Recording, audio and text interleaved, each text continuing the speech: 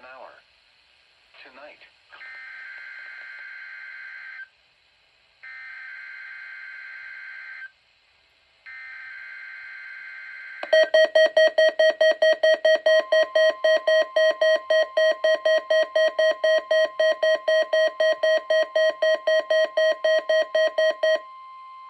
This is a test of NOAA radio's warning device.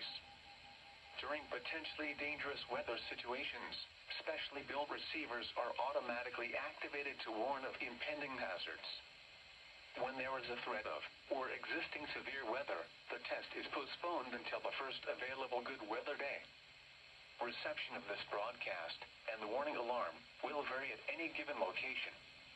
This variability, normally more noticeable at greater distances from the transmitter, may occur even though you are using a good quality receiver in perfect working order.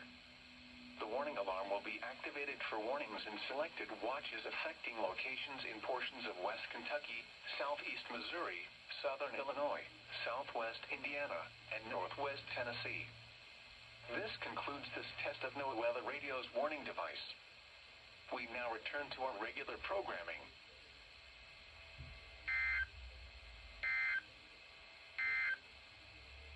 Here is the latest National Weather Service forecast for the southern